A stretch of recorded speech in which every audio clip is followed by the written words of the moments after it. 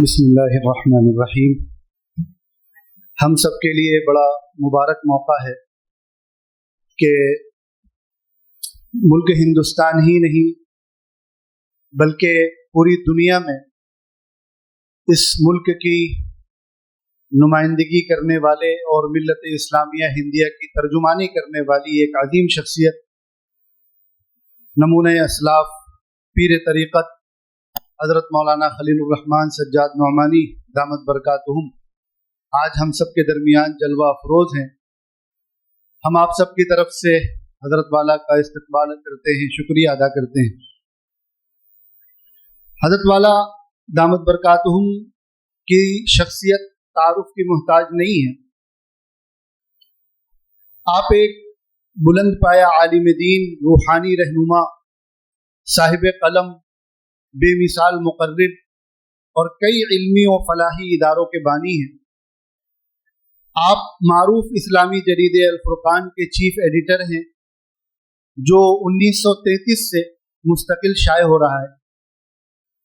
आप एक ऐसे अजीम इल्मी खानवादे के चश्मो चराग हैं जिसने बर्र सगीर के दीनी और फ़िक्री मंजरनामे पर गहरे असरात डाले हैं। आपके वालिद गिरामी हज़रत मौलाना मंजूर नौमानी रहमतुल्लाह अलैह मिल्लत इस्लामिया हिंद के जलीलुल क़द्र आलिम, मुहद्दिस और मुसन्निफ़ थे। इसी इल्मी माहौल ने आपकी इब्तिदाई तरबियत और नशो-नुमा की बुनियाद रखी। इब्तिदाई तालीम वालिद माजिद और हज़रत मौलाना सैयद अबुल हसन अली नदवी रहमतुल्लाह अलैह जैसे अजीम मुरब्बियान की निगरानी में हुई। बाज़ाब्ता तालीम के लिए दारुल उलूम नदवतुल उलमा और दारुल उलूम देवबंद से वाबस्ता रहे। आला तालीम के लिए जामिया इस्लामिया मदीना मुनव्वरा तशरीफ़ ले गए और कुरान करीम के उलूम में डॉक्टरेट की डिग्री भी हासिल की। आपको कुरान व सुन्नत, फ़िक़्ह व शरीयत और असरी मसाइल पर गहरी दस्तरस हासिल है। आपने मुतअद्दिद किताबें और मक़ालात तहरीर फरमाए हैं, जिनमें इमाम वलीउल्लाह दहलवी और उनका तरीक़े तफ़सीर कुरान और इस्लामी तालीम का जामे निज़ाम शामिल हैं। आप दुनिया की मारूफ जामियात और इदारों में विजिटिंग फैकल्टी के तौर पर तदरीस और खिताबात करते रहते हैं। आप सिलसिले चिश्तिया और नक्शबंदिया मुजद्दिदिया दोनों के मजाद व मुस्तनद रूहानी रहनुमा हैं। आपकी खानकाह नौमानिया मुजद्दिदिया मुंबई के करीब हज़ारों लोगों के रूहानी सुकून और इस्लाह का मरकज़ है, जहाँ हर माह हज़ारों अफराद फैज़ हासिल करते हैं। 1995 ईस्वी में आपने रहमान फाउंडेशन कायम की, जिसका मकसद यतीमों, बेवाओं, गरीबों और ज़रूरतमंदों की मदद और एक अदल व इंसाफ पर मबनी समाज की तश्कील है। इस इदारे की खिदमात को न सिर्फ बैनुल अक़वामी सतह पर सराहा गया, यहाँ तक कि UNICEF ने भी एतराफ़ किया। आप all India Muslim personal law board और ऑल इंडिया मिल्ली कौंसिल जैसे कलीदी इदारों के रुकन हैं और मिल्ली मसाइल पर हमा वक्त रहनुमाई फराहम करते हैं। आपने अक़वाम मुत्तहिदा, UNO, स्टैनफोर्ड यूनिवर्सिटी अमेरिका, इसी तरह बरतानिया की यूनिवर्सिटी और तुर्की समेत दुनिया की कई अहम इदारों और ममालिक में खिताबात फरमाए हैं। आपने मुख्तलिफ आलमी रहनुमाओं, वुज़राए आज़म और सुदूर से मुलाकातें की हैं और इस्लाम का पैगाम अमन व इंसाफ उन तक पहुँचाया है। जो इदारे आपके ज़रिए कायम हुए, जिसके आप बानी भी हैं और मुकम्मल सरपरस्ती और निगरानी फरमा रहे हैं, उनमें ख़ास तौर पर इमाम Waliullah Dehlvi institute of Islamic studies, Darul Uloom इमाम रब्बानी, खानकाह नौमानिया मुजद्दिदिया, ये मारूफ और मशहूर हैं। हम हजरत की आज की आमद पर अल्लाह रब्बुल इज़्ज़त के बहुत शुक्रगुजार हैं। और जैसा कि हम सब जानते हैं कि आज हमारे शहर कानपुर में एक अज़ीमुश्शान तारीख़ी कॉन्फ्रेंस आज मगरिब के बाद हलीम कॉलेज ग्राउंड में मुनक़िद हो रही है, अज़मत हसन व मुआविया कॉन्फ्रेंस के नाम पर। हज़रत वाला दामत बरकातुहुम ये प्रोग्राम की तैयारियों के लिए कम वक्त मिला और हजरत से ताख़ीर से राब्ता हुआ। जिस वक्त राब्ता हुआ हजरत मुल्क के बाहर थे, लेकिन हजरत ने बड़ी मोहब्बत और तवज्जो का मामला फरमाया और शायद पहली मरतबा कानपुर वालों से मोहब्बत का इजहार करते हुए हजरत की जो महाना मजलिस होती है खानकाह नौमानिया में, وہ مہینے کے آخری اتوار کو ہوتی ہے، یعنی آج حضرت کی مجلس کا دن تھا جس میں علاقے اور اطراف سے ہزاروں متوسلین اور حضرت کے چاہنے والے پہنچتے ہیں اور فیض حاصل کرتے ہیں. لیکن آج کانپور والوں کے لیے اور اس کانفرنس کے لیے حضرت نے اپنی اس مجلس کو ایک ہفتہ مقدم کیا اور آج ہمارے درمیان حضرت موجود ہیں. حضرت والا کی اس محبت پر جتنا اللہ کا شکر ادا کیا جائے اور حضرت کا شکر ادا کیا جائے کم ہے. حضرت ہمارے درمیان موجود ہیں. ہم حضرت سے درخواست کرتے ہیں کہ حضرت والا یہ مجمع آپ کے انتظار میں کافی دیر سے بیٹھا ہوا ہے اور اتفاق سے مدرسہ جامع العلوم جو اس شہر کا سب سے قدیمی اور مرکزی ادارہ ہے اور کانپور کے تمام مدارس کے لیے ام المدارس کی حیثیت رکھتا ہے، اور شاید ہی کانپور کے علماء اور حفاظ میں بہت ہی کم لوگ ایسے ہوں گے جنہوں نے یہاں سے براہ راست فیض حاصل نہ کیا ہو، ورنہ کانپور شہر کانپور میں جو یہ علمی رونق ہے وہ یقیناً اس ادارے کا فیض ہے. جیسا کہ ابھی محتمم صاحب نے اس کی مختصر روشنی ڈالی اس پر. یہاں ادارے میں چھٹی چل رہی ہے. ہم نے حضرت محتمم صاحب سے درخواست کی کہ مولانا تشریف لا رہے ہیں، اور چونکہ یہ مرکزی ادارہ ہے اور ہر طبقہ یہاں سے جڑا ہوا ہے، اور آج کے میں اس مجمع میں بھی دیکھ پا رہا ہوں کہ بہت سے کاروباری بھی ہیں، ڈاکٹر حضرات بھی ہیں، وکلا بھی ہیں، ائمہ مساجد بھی ہیں، ہر طبقے کے، اور ہمارے نوجوان بھی ہیں، اسٹوڈنٹس بھی ہیں، وہ یہاں موجود ہیں. تو حضرت سے درخواست کی محتمم صاحب سے، انہوں نے ہماری درخواست کو قبول کیا، ان کے بھی شکر گزار ہیں. اور حضرت والا سے درخواست کرتے ہیں کہ اپنے قیمتی علمی، عرفانی اور روحانی خطاب سے ہم سب کو مستفید فرمائیں. السلام علیکم ورحمۃ اللہ وبرکاتہ.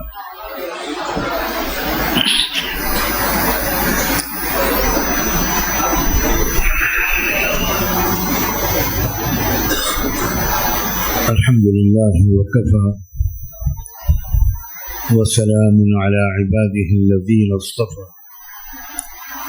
اما بعد، اعوذ باللہ من الشیطان الرجیم.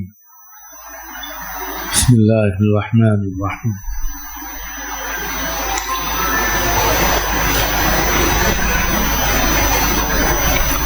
کنتم خیر امة اخرجت للناس تأمرون بالمعروف وتنهون عن المنکر وتؤمنون بالله.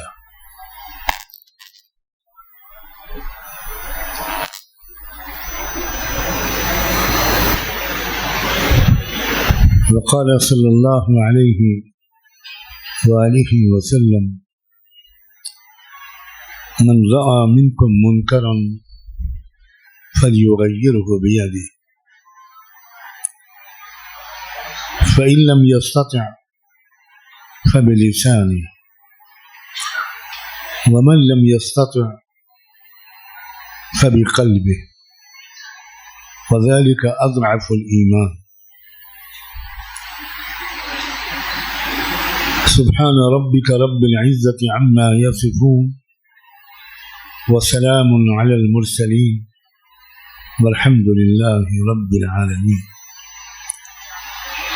اللهم صل على سيدنا محمد وعلى آل سيدنا محمد وبارك وسلم.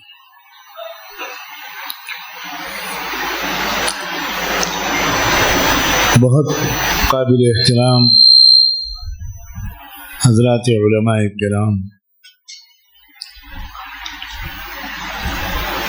اور دانشوران شہر،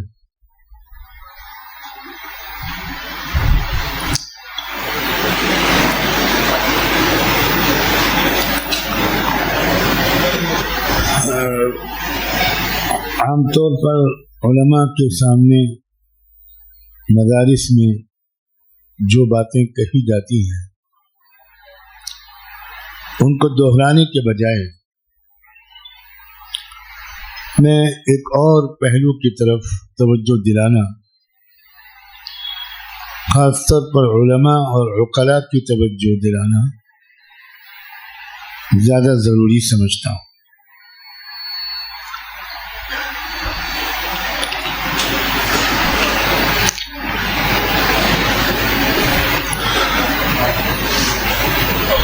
علم کسے کہتے ہیں؟ یہاں سے میں اپنی بات شروع کرنا چاہتا ہوں. بہت تعریفیں مختلف جملوں میں علم کی گئی ہیں. ہمارے اس دور میں حضرت مولانا الیاس رحمۃ اللہ علیہ نے علم کی جو تعریف کی ہے وہ بہت قابل غور ہے. وہ کہا کرتے تھے حال کے امر کو جاننا یہ علم ہے، اور اس اللہ کے اس حکم پر عمل کرنا اس کی رضا کی نیت سے یہ ذکر ہے.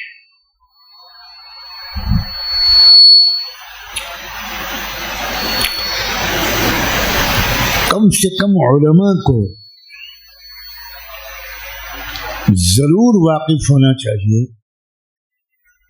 بہت گہرائی، بہت تفصیل اور پورے دلائل کے ساتھ، کہ اس وقت صورتحال کیا ہے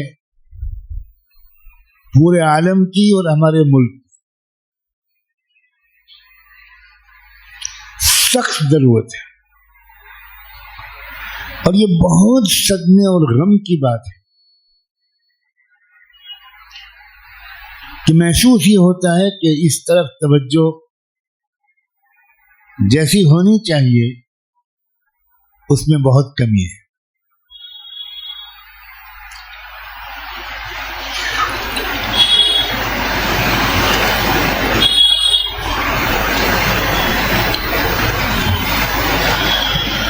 پوری دنیا میں تبدیلی کی لہر ہے، تبدیلی کو ڈھونڈ رہی ہے دنیا، غیر مطمئن ہے دنیا اس صورتحال سے جس سے اس وقت دنیا گزر رہی ہے.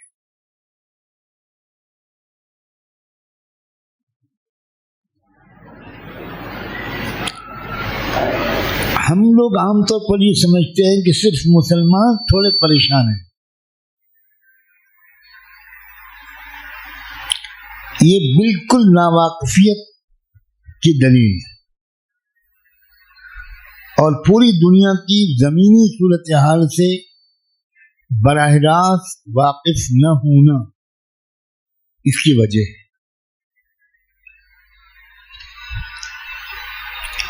دنیا نے کئی تجربے کر لیے،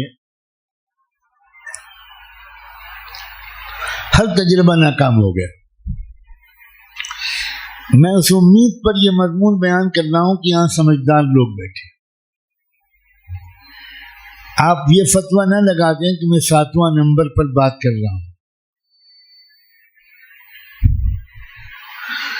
کیونکہ میں جامع العلوم میں بات کر رہا ہوں.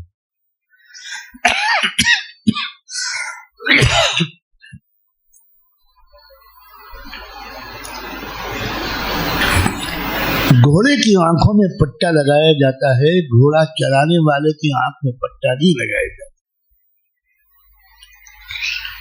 اب علماء نے بھی اپنی آنکھوں پہ پٹا لگا دیا. امت کو کون چلائے گا؟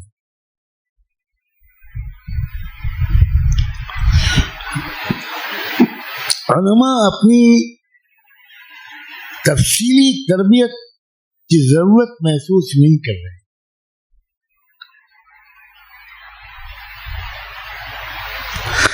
بالخصوص میں خطرہ مول لے کر کہتا ہوں کانپور کے علماء. ابھی یہاں اتقوا اللہ وکونوا مع الصادقین پر تقریر ہوئی. اس میں یہ کہا گیا ہے کہ جن کو تم صادقین میں شمار کرو ان کو بھلاؤ. کیوں جناب؟ کانپور کا ایک تاریخ ہے اور میں آگاہ کر رہا ہوں، کانپور کے لوگ کسی کے پاس سیکھنے کے لیے جاتے نہیں ہیں، اپنے پیسے کے بل پر بلا لیتے. یہ بہت بڑا عیب ہے. ما كان لأهل المدينة ومن حولهم من الأعراب أن يتخلفوا عن رسول الله. رسول اللہ کو نہیں کہا گیا کہ تم جاؤ. شکایت کی گئی, اللہ نے ڈانٹا. مدینے میں رہتے ہوئے اور چاروں طرف رہتے ہوئے کچھ لوگ میرے نبی کی مجلسوں میں نہیں جاتے. یہ میں 40 سالہ تجربے کی روشنی میں کہہ رہا ہوں.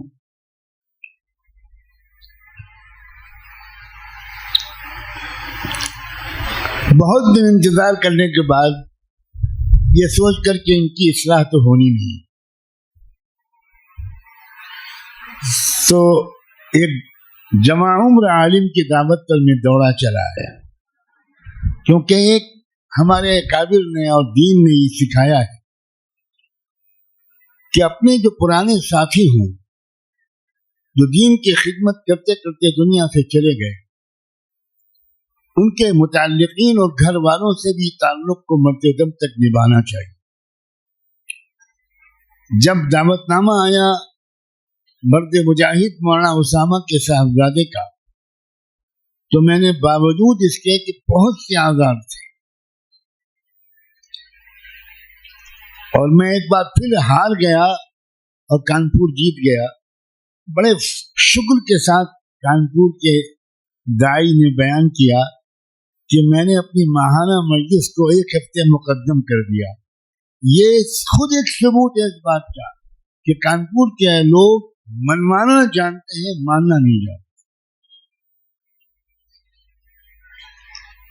میں جانتا ہوں انشاءاللہ یہ میرا آخری سفر ہوگا آپ کے یہاں کا, کیونکہ اتنی کڑوی بات سننے کے ارادے سے آپ نہیں آئے تھے. جو لوگ آگے بیٹھے ہوئے ہیں وہ بہت پچھتا رہے ہیں, جب تو بھاگنے کا راستہ بھی نہیں. پیچھے والے خوش نصیب ہیں, جب چاہیں اپنی عزت بچا کر چپکے سے نکل سکتے. آپ تو پھنس گئے. یہ میں بہت کڑوی بات ہنستے ہنستے کہہ رہا ہوں. میں دنیا بھر کے ملکوں میں اور ملک کے گاؤں گاؤں میں جاتا رہا ہوں. میں محسوس کرتا ہوں کہ صلاحیت شمالی ہند میں زیادہ ہے اور طلب جنوبی ہند میں زیادہ, اور اللہ نے اسی لیے میرے ارادے کے بالکل بغیر مجھے شمالی ہند سے جنوبی ہند بھیج دیا. میں اس گاؤں میں رہتا ہوں جس کا نام بھی ہمارے خاندان میں کسی نے نہیں سنا. کیسے پہنچ گیا وہ؟ میرے حضرت نے کیسے ہندوستان کا نقشہ منگوا کر بہت دیر تک دیکھ کر مسجد نبوی میں ایک جگہ پر انگلی رکھی اور پوچھا یہ کون سا مقام ہے؟ میں نے کہا یہ کوکن کا علاقہ کہلاتا ہے, بمبئی اور پونا کے درمیان. تفصیلات تو میں بھی نہیں جانتا. تو حضرت فرمایا کہ آپ یہاں اپنا مرکز بنائیں. میں بہت مایوس ہو رہا تھا, بہت نا امید ہو رہا تھا کہ ہمارے یہاں فیشن جلسوں کا اور تقریروں کا ہے. ملکی اور عالمی حالات پر غور کر کے ٹھوس کام کرنے کا مزاج نہیں.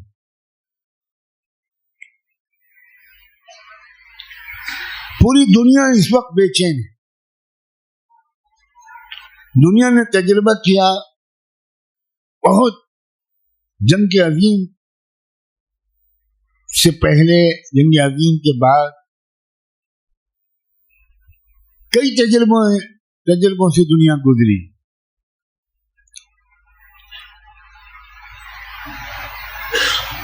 دنیا نے محسوس کیا کہ محنت ساری غریب اور مزدور کرتا ہے اور دولت ساری چند سرمایہ داروں کے ہاتھ میں جاتی ہے.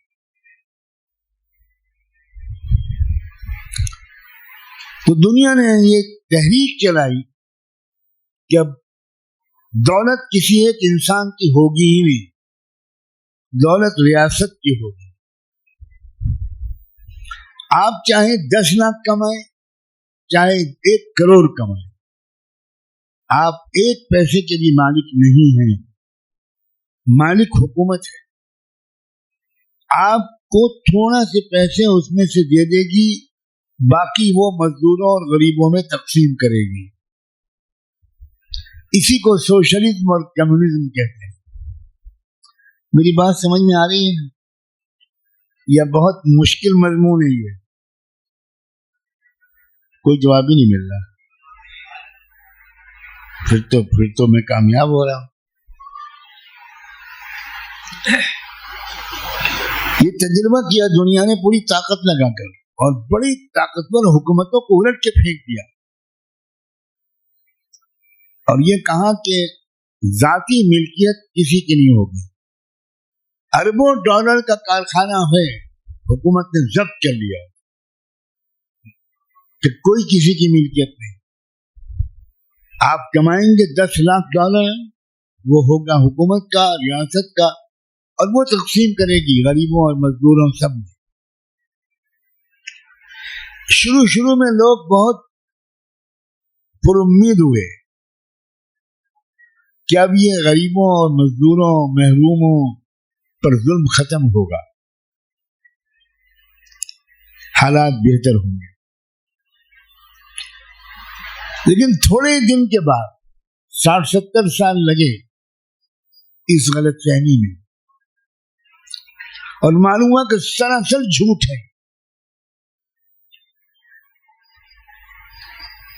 چند حکمرانوں نے غریبوں اور مزدوروں کے نام پر تمام کمانے والوں کی دولت پر قبضہ کر لیا,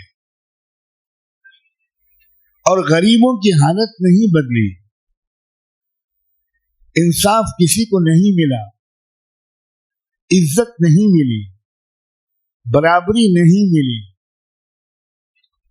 تو لوگوں میں ایک بغاوت پیدا. بہت دن تک عام لوگ صورتحال کو تماشائی بن کر نہیں دیکھا کرتے. ایک وقت آتا ہے کہ کوئی چنگاری بھڑک جاتی ہے, اور پھر عوام تنگ آمد بجنگ آمد کا اعلان کرتے ہوئے میدان میں کود جاتے ہیں, مارے جاتے ہیں, گولیاں کھاتے ہیں, بم سے اڑائے جاتے ہیں, جیلوں میں ٹھوسے جاتے ہیں. لیکن عوام ایک وقت آتا ہے کہ یہ سب برداشت کر لیتے ہیں, لیکن اسٹیٹس کو برداشت نہیں کرتے, تبدیلی چاہتے. اس تبدیلی کے چاہنے کے وقت میں اللہ کے واسطے میری بات کو غور سے سنیے گا. میں اپنے ڈاکٹر کو ناراض کر کے اپنی صحت کے بارے میں بڑا خطرہ مول لے کر آیا. سخت ناراض ہوئے ڈاکٹر جب انہیں پتا چلا کہ میں اس طرح کا ہنگامی سفر کر رہا ہوں کہ صبح اتروں گا اور رات کو واپس چلا جاؤں گا.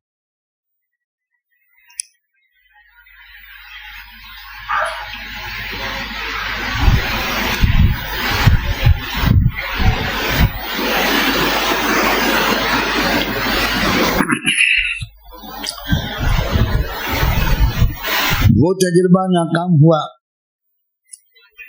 اس کے بعد دنیا میں سرمایہ دارانہ نظام کیپٹلزم وہ پھر واپس آیا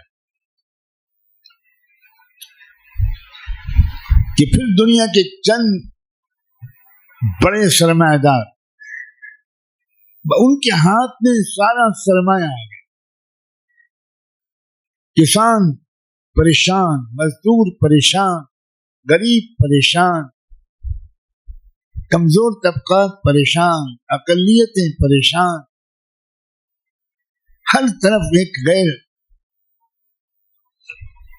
بے اطمینانی کی فضا. شروع میں جب یہ نظام آیا اور وہ نظام بدلا تو پھر لوگوں کو امید ہوئی کہ بھئی اب تو کھلی چھوٹ ہے, جتنا کماؤ تمہارے ہی ہوگا.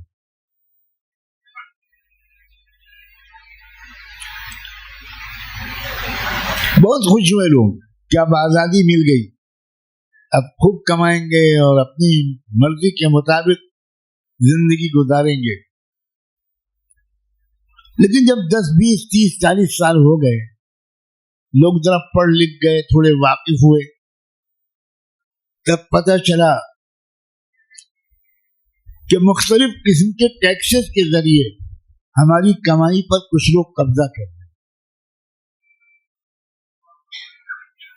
گما ہم رہے ہیں، عیش کوئی اور کر رہا ہے.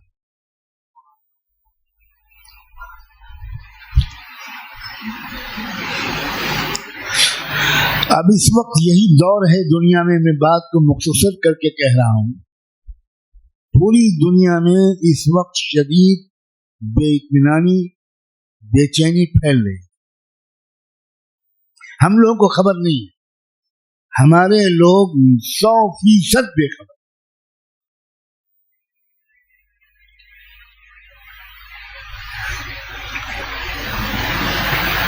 روس میں بے چینی، امریکہ میں بے چینی، لیٹن امریکہ میں بے چینی، جنوبی امریکہ میں بے چینی، ویتنام میں بے چینی، فلپائن میں بے چینی، ملیشیا انڈونیشیا میں بے چینی، عرب ملکوں میں بے چینی، مصر میں بے چینی، شام میں بے چینی، سعودیہ میں بے چینی.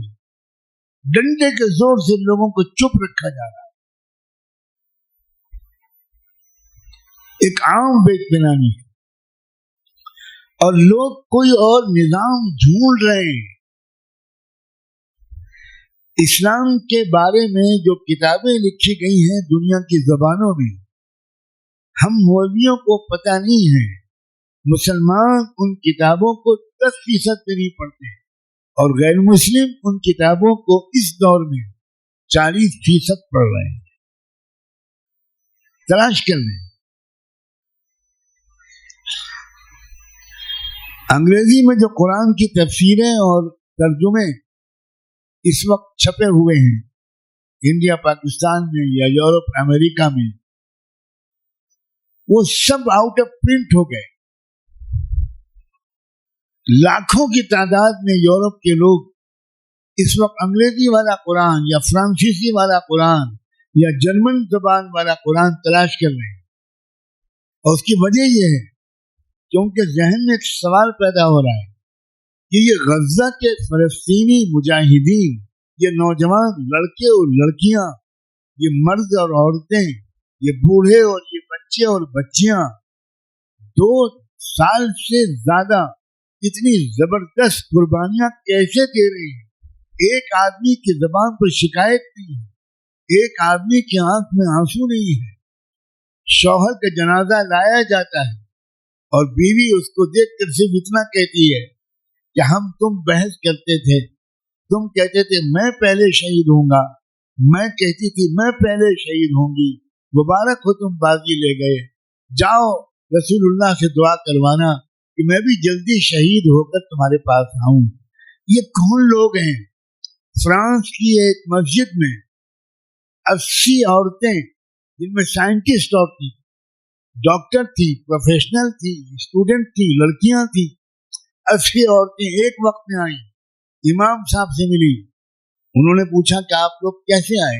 یہ نماز کے وقت تو نہیں ہے. وہ وہاں نماز میں اجازت ہوتی ہے کہ غیر مسلم لوگ آتے ہیں اور پیچھے بیٹھ کر بڑے ادب سے اپنا سر ڈھک کر عورتیں مسلمانوں کو نماز پڑھتا ہوا دیکھتے ہیں. میں 20 بار اس منظر کو دیکھ چکا ہوں. انہوں نے کہا نہیں، ہم لوگ نماز کے وقت میں نہیں آئے ہیں، ہم لوگ سب کے سب کلمہ پڑھنے آئے ہیں.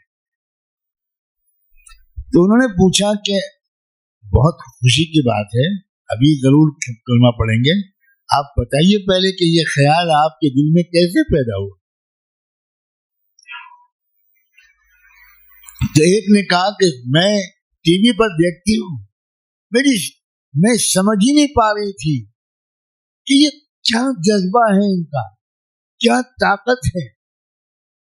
کوئی عام لوگوں میں سے جو شہری عوام 20-25 لاکھ، ان میں سے ایک نہیں شکایت کر رہا ہے حماس والوں تم نے ہم کو مروا دیا، ہمارے سارے مکان توڑ دیے گئے، سر چھپانے کی کوئی جگہ نہیں ہے. کوئی شکایت نہیں کر رہا ہے. بھوکے مر رہے ہیں، پیاسے مر رہے ہیں، بھوک سے دم توڑ رہے ہیں، مگر زبان پر جملے 2 ہیں، الحمدللہ علی کل حال. یا جملہ ہے حسبنا اللہ و نعم الوکیل، نعم المولا و نعم النصیر. یہ جو باتیں ہم ٹی وی پر دیکھا تو میں نے اپنی ایک سہیلی کو فون کیا اور میں نے کہا کہ بھائی میں تو مسلمان ہونے جا رہی ہوں، اب میں اتنے مہینوں سے دیکھ رہی ہوں دین تو سچا یہی ہے جو یہ طاقت دے رہا ہے، یہ قربانیاں دلوا رہا ہے، میں تو اب اس نے کہا کہ ارے اچھا ہوا، میں سمجھ رہی تھی میں اکیلی تھی، میں خود یہی سوچ رہی تھی، لیکن میری سمجھ میں نہیں آ رہا تھا کہ میں کس سے شیئر کروں، بس ٹھیک ہے ہم دو ہو گئے، ان کا اور کسی کو جانتی ہو تو فون کرو، اس نے اپنی بھابھی کو، اس نے اپنی نند کو، اس نے اپنی سہیلی کو، اس نے اپنی فرینڈ کو، اس نے اپنی ٹیچر کو فون کیا اور 4 گھنٹے میں 80 عورتیں جمع ہوئی اور سب نے یہی کہا، میرے دل بار بار کہہ رہا ہے کہ سچا دین تو اسلام ہے، اس لیے ہم لوگ 80 آ گئی ہیں اور مطمئن رہیے ہر ہفتے آپ کے یہاں 100-200 آئیں گی۔ اب ہم لوگ روزانہ 4-6 گھنٹے گھر گھر جائیں گے، بیل بجائیں گے اور گھر کی عورتوں سے بات کر کے کہیں گے کہ اسلام قبول کرو، اسلام ہی دین برحق ہے۔ دنیا تبدیلی چاہ رہی ہے، اس کی ایک مثال کے طور پر میں نے یہ واقعہ بیان کیا، ہمیں کچھ خبر نہیں ہے، مجھے اتنا دکھ ہے، اتنا غم ہے اس بات کا کہ ہمیں واقعی تبدیلی کا جو جذبہ دنیا کے عوام میں ہے، اور یہ میں دنیا کے عوام کی بات کر رہا ہوں، میں آپ سے صاف مسجد میں بیٹھ کر قسم کھا کے کہہ سکتا ہوں ہمارے ملک کے عوام کی بھی بڑی تعداد اس وقت غیر مطمئن ہے اور تبدیلی کی جگہ ڈھونڈ رہی ہے۔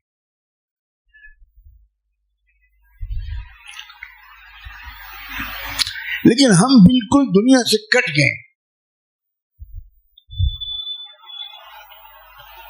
خدا جانے یہ ہم نے کس سے سیکھا ہے؟ کیا شیخ الہند جن کا ہم نام لیتے ہیں وہ دنیا سے کٹے ہوئے تھے؟ کیا حضرت نونتوی جن کا ہم نام کی روٹی کھاتے ہیں کیا وہ دنیا سے کٹے ہوئے تھے؟ کیا حضرت گنگوہی جن کو ہم بڑی عظمت سے یاد کرتے ہیں کیا وہ دنیا اور ملک کے حالات سے کٹے ہوئے تھے؟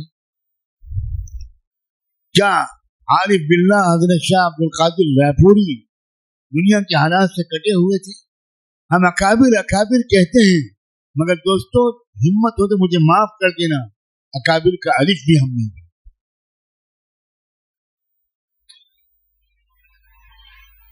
ہمارے والد صاحب اور حضرت مولانا ابوالحسن علی ندوی یہ دونوں عظیم بزرگ حضرت شاہ عبد القادر رائے کے فیض یافتہ اور تربیت یافتہ تھے، انہی کے خلیفہ و جانشین تھے۔ یہ کہا کرتے تھے کہ رائے پور کی وہ خانقاہ جہاں تک جانے کے لیے کوئی سواری بھی نہیں تھی، پیدل چلنا پڑتا، چھوٹے سے دیہات میں چھپر میں وہ خانقاہ تھی، مگر کہتے تھے یہ حضرات کہ ہم لوگ جب بھی وہاں حاضر ہوتے تھے تو ایسا محسوس ہوتا تھا کہ رائے پور کی خانقاہ میں کوئی روشن دان ہے جس سے جھانک کر یہ اللہ کا کمزور سا بوڑھا سا بیمار سا بندہ یعنی حضرت شاہ عبد القادر رائے وہ برطانیہ کی پارلیمنٹ کی تقریریں سنتے ہیں، وہ نظر رکھتے ہیں اس بات پر کہ انگریزوں کا منصوبہ اب کیا ہے، برطانیہ کا منصوبہ اب کیا ہے۔ کہتے تھے ہم لوگ دیکھتے تھے خلافت تحریک کے لیڈران حضرت رائے کے پاس سیاسی مشوروں کے لیے آتے، عطا اللہ شاہ بخاری جیسا مجاہد تحریک احرار کا قائد رائے پور کی خانقاہ میں سیاسی رہنمائی کے لیے آتے تھے، مسلم لیگ کے قائدین حضرت رائے پوری کے پاس سیاسی رہنمائی کے لیے آتے تھے، کانگریس کے قائدین ڈاکٹر مختار انصاری جیسے لوگ وہ حضرت رائے پوری کے پاس رہبری کے لیے آتے تھے۔ علماء کی ذمہ داریاں بہت بڑی ہیں، علماء کی ذمہ داریاں اتنی محدود نہیں ہیں، علماء ضرور مدارس میں جمع رہے۔ مدرسہ اور مسجد ہمارا دراصل پاور اسٹیشن ہے، ہمارے کام کی جگہ مسجد اور مدرسہ ہے، کسی قیمت پر ہمیں مسجد اور مدرسے کو نہیں چھوڑنا، لیکن مسجد اور مدرسے میں بیٹھ کر ہمیں وہ کام کرنا ہے جو رحمت دو عالم صلی اللہ علیہ وسلم نے اپنی مسجد میں اور صفحے پر بیٹھ کر کیا تھا، پورے عالم کا رنگ بدل دیا۔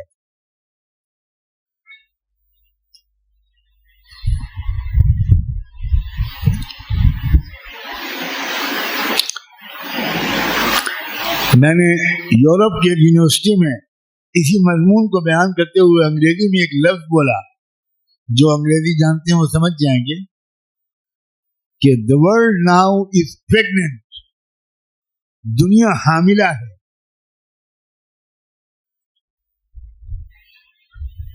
The world is proceeding to produce a baby، دنیا ایک بچہ پیدا کرنا چاہتی ہے۔ تو مجھ سے بعد میں یونیورسٹی کے جو فزکس کے ڈپارٹمنٹ کے ہیڈ تھے، میرے بغل میں بیٹھے تھے، وہ صدارت کر رہے تھے، انہوں نے مجھ سے کہا کہ what a beautiful word you use mister Nomani, یہ جو آپ نے لفظ استعمال کیا ہے کہ the world is pregnant، دنیا حاملہ ہے، یہ انگریزی کا بہترین لفظ ہے جو آپ نے چنا ہے۔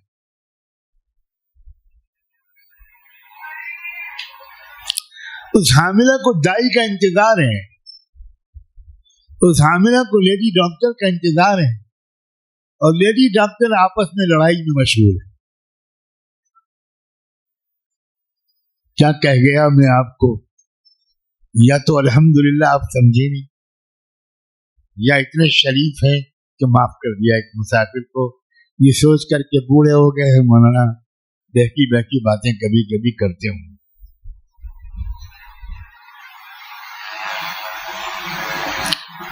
ہمارے ملک میں سکھ تبدیلی چاہتے ہیں، عیسائی تبدیلی چاہتے ہیں، بدھسٹ تبدیلی چاہتے ہیں، دلت تبدیلی چاہتے ہیں، شیڈول ٹرائب کے لوگ تبدیلی چاہتے ہیں، آدیواسی لوگ تبدیلی چاہتے ہیں، مزدور تبدیلی چاہتا ہے، کسان تبدیلی چاہتا ہے۔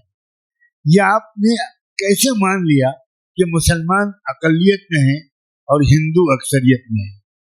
کتنے بھولے ہیں آپ کو۔ بھولے لوگوں کی کوئی منڈی میں ہو تو میں یوسف علیہ السلام کی طرح آپ کو وہاں جا کر بیچوں۔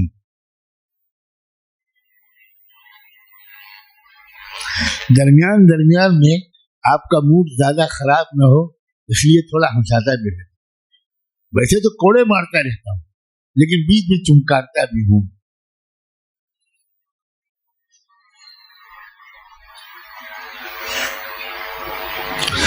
آپ کو کچھ خبر نہیں ہے کہ ہمارے ملک میں کتنی بے چینی ہے، کچھ خبر۔ میرا رابطہ اللہ کا شکر ہے کسانوں سے بھی رہتا ہے۔ کسانوں کے آندولن میں 2 بار گیا، اور جب پہلی بار پنجاب میں کسانوں کے آندولن میں گیا اور وہاں خبر پہنچی تو میں حیران رہ گیا کہ کسانوں کے آندولن کے لیڈروں نے 5 نہنگ سکھوں کو پورے ہتھیاروں کے ساتھ 3 کلومیٹر پیدل بھیجا میرے استقبال، اور یہ ان کی مذہبی روایت ہے کہ ہمارا کوئی جب گرو آتا ہے تو ہم کار پر جا کر استقبال نہیں کرتے، وہ کار پر بیٹھے گا، ہم لوگ پیدل چلیں گے۔ اور ایسا روئے لوگ وہاں، جب میں اسٹیج پہ پہنچا 1 لاکھ 1.5 لاکھ سکھ موجود تھے، دہاڑے مار کے روئے اور یہ اعلان کیا کہ بھارت کے مسلمان ہمارے ساتھ۔ میں جاٹ لیڈروں کے پاس گیا، ان لوگ برابر میرے پاس آتے رہتے ہیں مشوروں کے لیے۔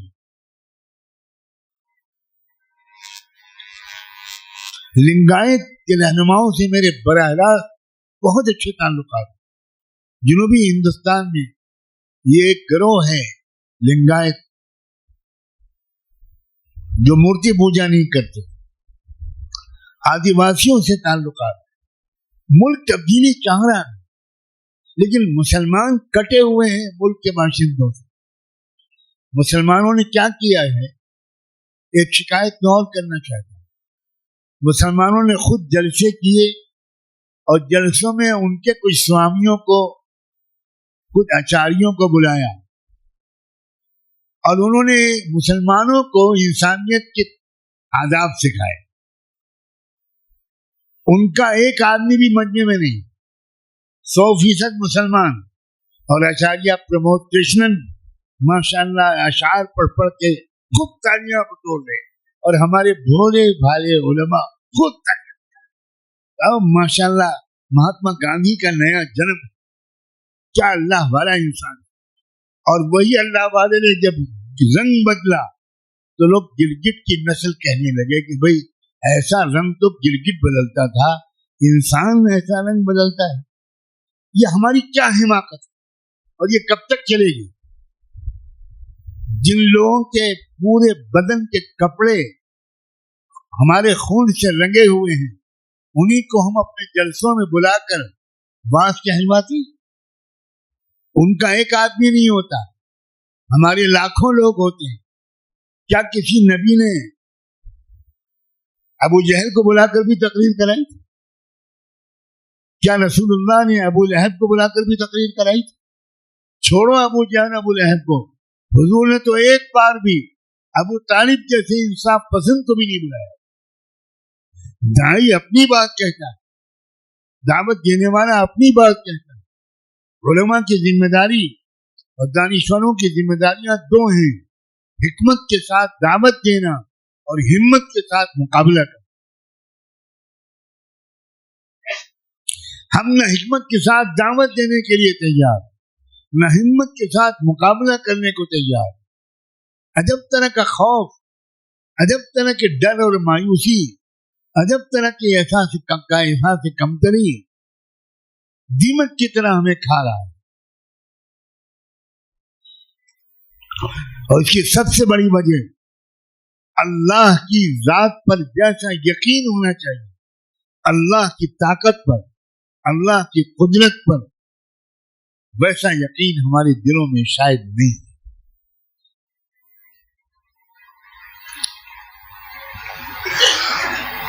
ہم RSS سے ڈرتے ہیں, ہم BJP سے ڈرتے ہیں, ہم گجرات کی پارٹی سے ڈرتے ہیں.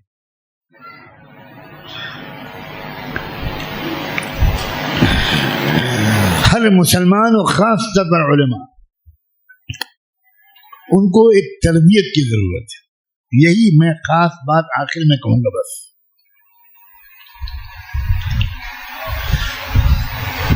دیکھیے ایک کمی آ گئی ہمارے اندر, اللہ کے واسطے مجھے کہنے کی اجازت دے دیجیے اور اسے قبول کریں. یہ بتائیے, اچھا میں آپ سے پوچھتا ہوں, کیا ان سوالات کو لے کر آپ ملک میں مختلف حضرات کے پاس سفر کرنے کے عادی ہیں؟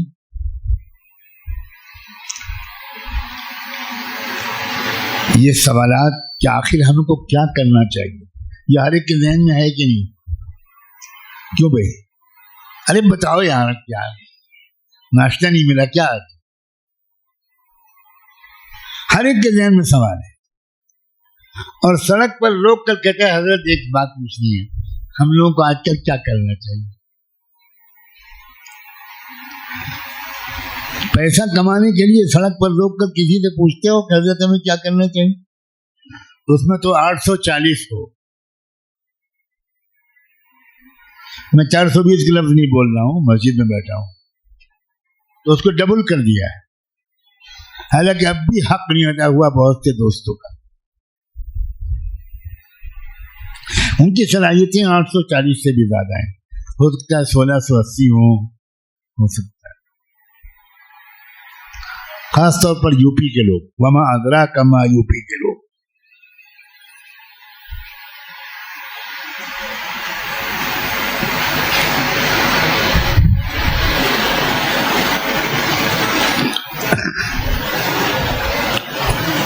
مجھے حیرت ہے, واقعی مجھے بہت حیرت کہ یہ سوال لے کر ہم کیوں نہیں جاتے ان لوگوں کے پاس جن سے امید کی جا سکتی ہے کہ وہ ہم کو تشفی بخش جواب دیں. جو دن رات میدان عمل میں ہیں، حکمت کے ساتھ بھی اور ہمت کے ساتھ للکار رہے ہیں، مقابلے کی ہمت قوم کے اندر پیدا کر رہے ہیں. لیکن ہم خاص طور پر شمالی ہند کے لوگ، مجھے نظر ہی نہیں آتا کہ وہ سفر کر کے کہیں جاتے ہوں یہ معلوم کرنے کے لیے کہ موجودہ حالات میں قرآن و سنت کی روشنی میں، عقل و دانش کی روشنی میں ہمیں کیا کرنا چاہیے.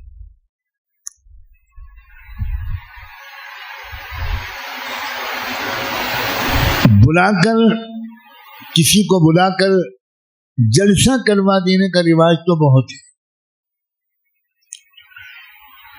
جلسے میں نہ بولنے والا اس نیت سے بولتا ہے اور نہ سننے والے کوئی عملی ٹھوس رہنمائی لینے کے ارادے سے آتے. برکت کے لیے آتے ہیں، ثواب کے لیے آتے ہیں، شرما حضوری میں آتے ہیں کہ بھائی کیا بتائیں، ہم نے بلایا تھا، وہ آ گئے تھے، اب انہوں نے بلایا ہے تو جانا ہی پڑے گا. کچھ لوگ ایسی جگہ بیٹھتے ہیں جہاں وہ اپنی نیند پوری کر لیں. کچھ لوگ اندر بیٹھتے ہیں کہ دال موٹ کھاتے رہیں. کچھ لوگ بار بار گھڑی دیکھتے رہتے ہیں کہ بھائی حضرت کب چھٹی دیں گے، بیگم گھر پہ انتظار کر رہی ہے، کل بہت غصہ ہو گئی تھی، بڑی مشکل سے ٹھنڈا کیا تھا. یہ کیا مردگی ہے؟ افغانستان میں انقلاب لانے والے لوگ صرف مدرسے کے طلبہ تھے، صرف مولوی لوگ تھے.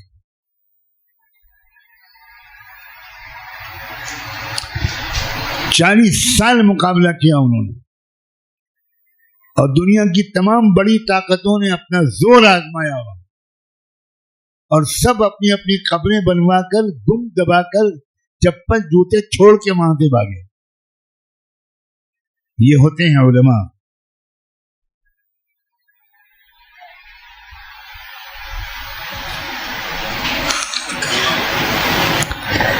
اللہ کے واسطے وراثت نبوت کی ذمہ داریوں کو سمجھیے.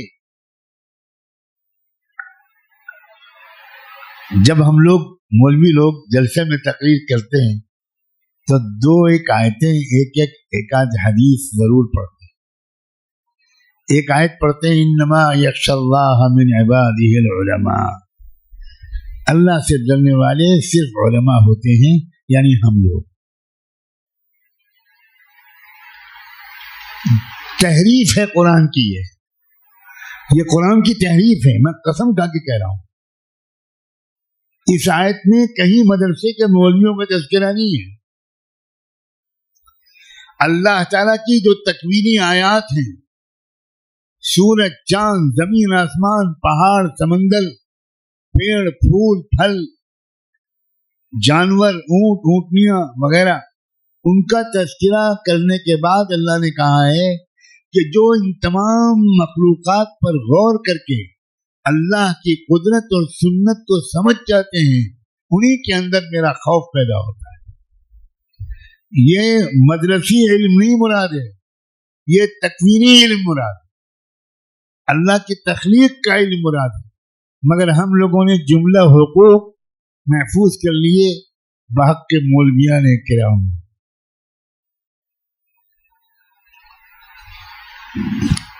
کیا کر رہے ہیں ہم لوگ؟ دوسرے حدیث پڑھتے ہیں ہم لوگ العلماء ورثۃ الانبیاء، یعنی ہم انبیاء کے وارث ہیں. ہم کو ہدیہ دو، ہم کو عقیقے میں بلاؤ، ولیمے میں بلاؤ، سنت ابراہیمی میں بلاؤ، ایک وقت میں 4 نکاح پڑھواؤ، بہت اچھی فیس دو. ہم علماء نبیوں کے وارث ہیں. نبیوں نے کیا چھوڑا؟ درہم و دینار چھوڑے تھے سرکار دو عالم نے.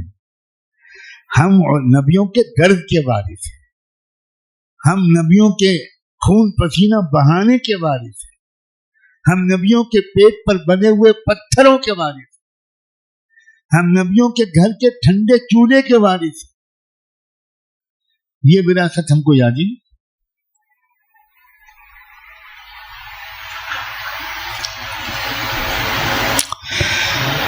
ہماری تربیت کی دنیا میں سب سے زیادہ ضرورت ہے، بہت صاف لفظوں میں کہہ رہا ہوں. ڈرائیور کی تربیت زیادہ ضروری ہے سواریوں کے مقابلے میں. علماء ان کا تقوی عوام سے ہزاروں گنا زیادہ ہونا چاہیے. میں ہاتھ جوڑ کر ادب و احترام کے ساتھ کہتا ہوں، ہمارے عام لوگ، doctors, engineers, lawyers, students, boys and girls, یہ لوگ اگر حدود شریعت پر بھی عمل کر لیں تو انشاءاللہ کافی ہے. لیکن علماء کے لیے مزاج شریعت پر عمل کرنا ضروری ہوگا، حدود شریعت پر عمل کرنا کافی نہیں. حدود شریعت فتوے کا نام ہے اور مزاج شریعت تقوی کا نام. ہمیں تقوی کے ساتھ چلنا ہوگا. نگاہوں پر قابو، کان پر قابو، زبان پر قابو، اوقات پر قابو. ایک منٹ ہمارا ضائع نہ ہو. روزانہ تازہ مطالعہ ہو، قرآن میں تدبر ہو، قرآن پر غور ہو. قرآن مجید ایک رہنمائی کی زندہ کتاب ہے.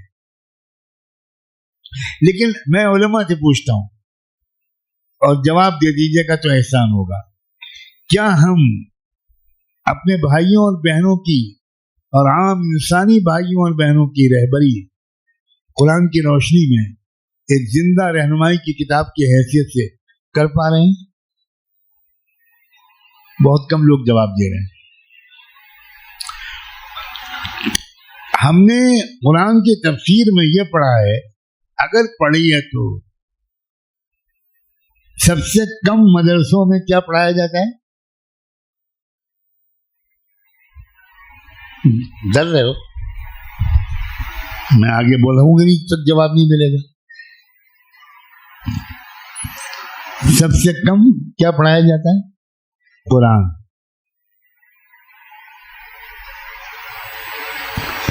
اور اس میں بھی جو پڑھایا جاتا ہے تو یہ پڑھایا جاتا ہے کہ یہ آیت مہاجرین کے بارے میں اتری، یہ انصار کے بارے میں اتری، یہ بدر کے بارے میں، یہ احد کے بارے میں، یہ حنین کے بارے میں، یہ تبوک کے بارے میں، یہ مشرکین کے بارے میں، یہ یہودیوں کے بارے میں، یہ نصارہ کے بارے میں، یہ منافقین کے بارے میں. ہمارے لیے قرآن میں کیا ہے؟ کلوا واشربوا. اور اس میں بھی آیت کا اتنا ہی حصہ ہے، آگے جو ولا تسرفوا کہا گیا وہ کوئی نہیں بتاتا. لوگ اپنی بلڈنگ پر لکھواتے ہیں ھذا من فضل ربی، آدھی آیت. آگے ہے لیبلونی اشکر ام اکفر، یہ میرے رب کا میرے اوپر فضل ہوا ہے اس لیے کہ وہ مجھے آزمانا چاہتا ہے، میں شکر گزار بندہ بنوں گا یا ناشکرا. تو اشکر ام اکفر میں نے آج تک تو کسی بلڈنگ پر، کار پر لکھا ہوا نہیں دیکھا. اتنے سمجھدار ہیں کانپور والے کہ قرآن کو بھی آدھا کر کے لکھتے ہیں. کیا ہو رہا ہے ہمارے معاشرے میں؟ کیا ہو رہا ہے؟ اور صاف صاف باتیں ہی نہیں ہوتی.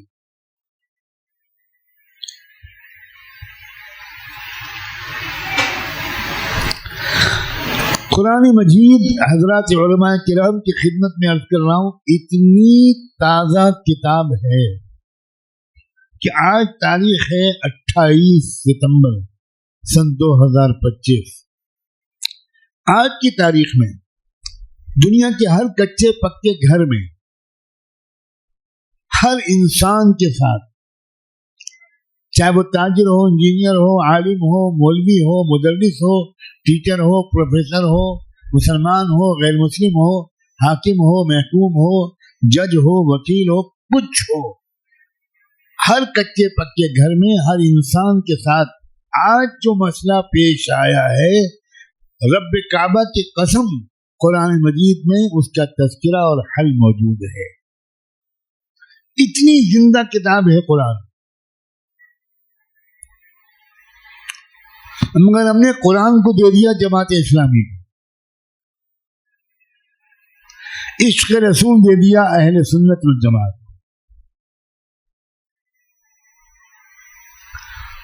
اور خود کیا لے لیا وہ آپ جانتے ہیں. یہ کیا تقسیم ہے بھائی، یہ کیا پست ہمتی ہے.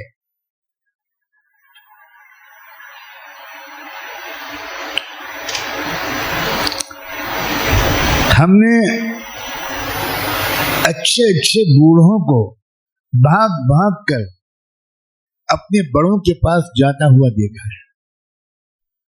مسلسل میری پیدائش لکھنؤ میں جس مکان میں ہوئی، اس مکان کی خوش نصیبی تھی، چھوٹا سا مکان تھا 1.5 کمرے کا. تو مکان کے اندر رہتے تھے ہمارے حضرت والد ماجد رحمۃ اللہ علیہ، حضرت مولانا محمد منظور نعمانی، اور مکان کے باہر کے کمرے میں رہتے تھے حضرت مولانا سید ابو الحسن علی ندوی. یہ آفتاب و مہتاب ایک ساتھ رہتے تھے، اور یہ 20 سال ایک ساتھ رہے، ناشتہ کھانا سب ساتھ.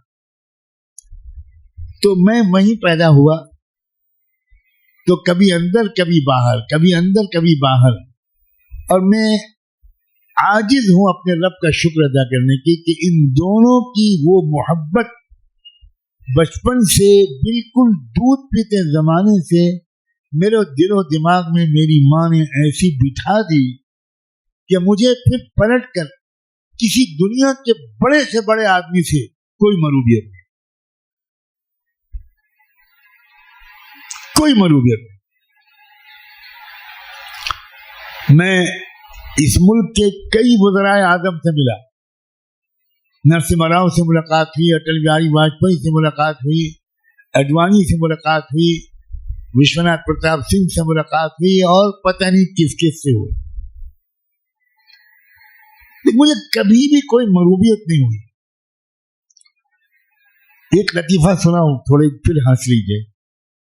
ہمارے حضرت والد صاحب چائے کا بہت اعلیٰ ذوق رکھتے تھے، بہت عمدہ چائے پیتے تھے.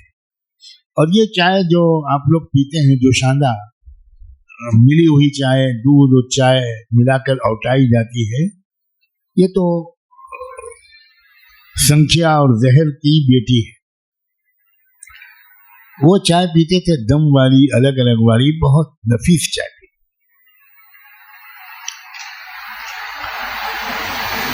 تو جب میں ملک کے ایک وزیر اعظم کے پاس گیا، نام نہیں لوں گا، ہو سکتا ہے اس پارٹی کے لوگ یہاں بہت بیٹھے ہوں، کانپور میں تو سب پارٹیوں کے لیڈران مسلمانوں میں ہیں،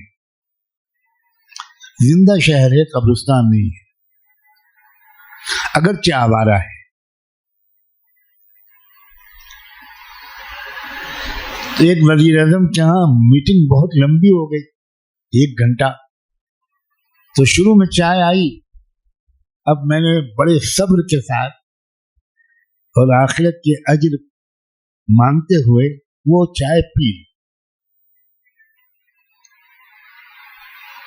تھوڑی دیر کے بعد وزیر اعظم صاحب نے دوسری چائے کا آرڈر کیا.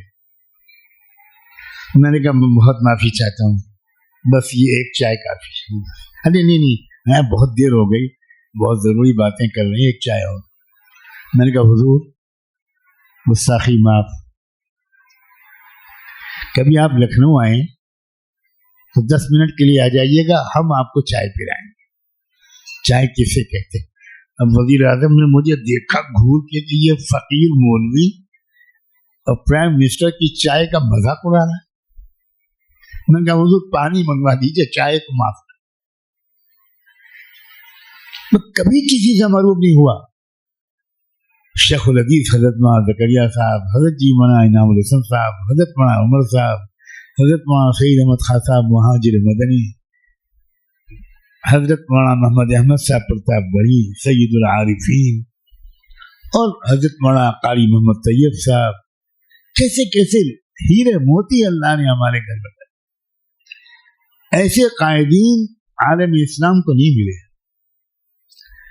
لیکن میں بہت افسوس کے ساتھ کہتا ہوں کہ جتنی ناقدری ہم اس ملک کے مسلمانوں نے اپنے بڑوں کی ہے، شاید ہی کسی ملک کے مسلمانوں نے اپنے قائدین کی ناقدری کی. ایک شیخ احمد یاسین جو مفلوج تھے، سر کے سوا پورا بدن پہ فالش تھا، بالکل نہ ہل سکتے تھے نہ جل سکتے تھے. گود میں اٹھا کر ان کو ویل چیئر پہ بٹھایا جاتا تھا. اللہ نے دماغ محفوظ رکھا تھا، زبان محفوظ رکھی تھی. ایک اسکول کے ٹیچر تھے، ایک مسجد کے امام تھے. امام کیا تھے؟ مسجد کے نمازی تھے. لیکن قدر دیکھو، وہ اس علاقے کے نوجوانوں کو جوڑتے تھے، پیار کرتے تھے، ان کو اسلام سمجھاتے تھے، ہمت دلاتے تھے. آج انہی کی اٹھائی ہوئی تحریک پوری دنیا کی سب سے طاقتور اور قربانیاں دینے والی تحریک. ایک بوڑھا، ایک معذور، لیکن قدر ہے. وہاں کے نوجوانوں نے قدر کی. چھوٹے چھوٹے بچے، 14, 15, 16 سال کے بچے ان کے پاس جاتے تھے اور وہ ان کے اندر ایسا ایمان، ایسا تقوی، ایسے روح جہاد ان کے اندر پلا دیتے تھے کہ پوری دنیا لگی ہوئی ہے مگر انشاءاللہ ناکام ہوگی.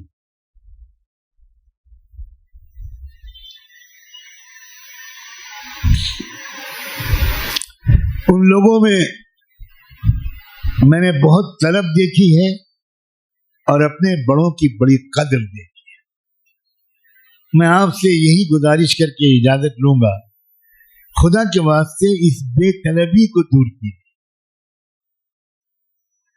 ایک کا بھی جواب نہیں آیا. بہت سمجھدار ہیں آپ لوگ. آپ سمجھ پا رہے ہیں میں کیا کہنا چاہ رہا ہوں؟ یہ بتائیے کہ کیا واقعی آپ کے اندر طلب کی کمی ہے یا یہ میری بدگمانی ہے؟ آپ دوڑ دوڑ کے جاتے ہوئے مجھے نہیں دکھائی دیتے. آپ اکابر کے پاس جاتے ہوئے مجھے نہیں دکھائی دیتے. آپ مربیوں، بزرگوں، امت کے لیے دن رات کڑھنے اور رونے والوں کے پاس قرآن و حدیث کی روشنی میں امت کے نوجوان بچوں اور بچیوں کی تربیت کرنے والوں کے پاس نہیں جاتے ہوئے دکھائی دیتے.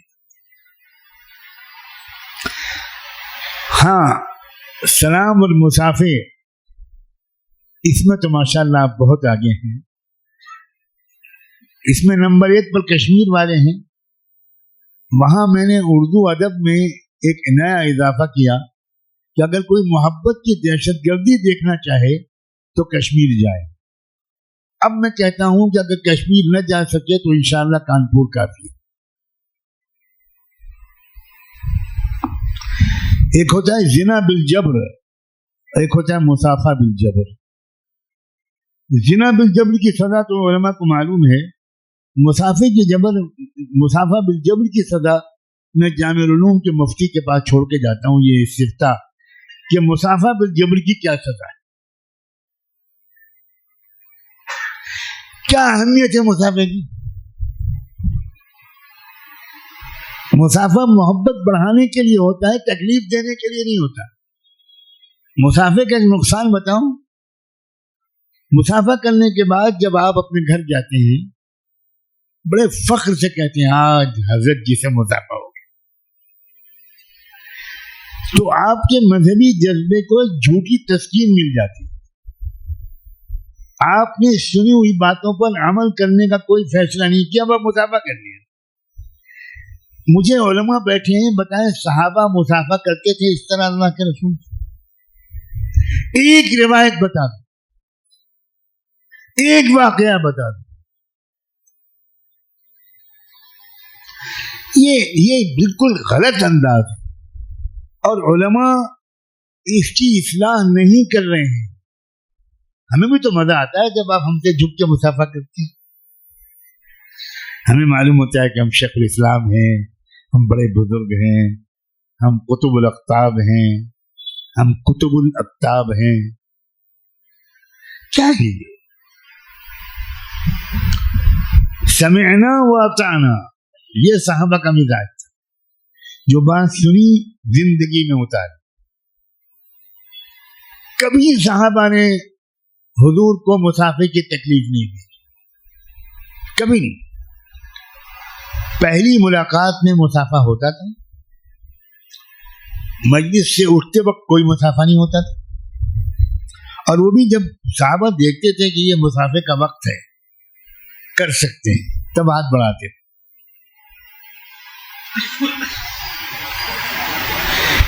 اصلی اسلام کو میرے محترم علماء سمجھیں اور سمجھائیں. یہ جو روایتی اسلام ہے اس میں بہت کریکشن کی ضرورت ہے, بہت کریکشن کی, بہت اصلاح کی ضرورت ہے. ہمارے گھر میں ہمارا وقت کیسے گزرنا چاہیے, بچوں اور بچیوں کی تربیت گھر میں کیسی ہونی چاہیے.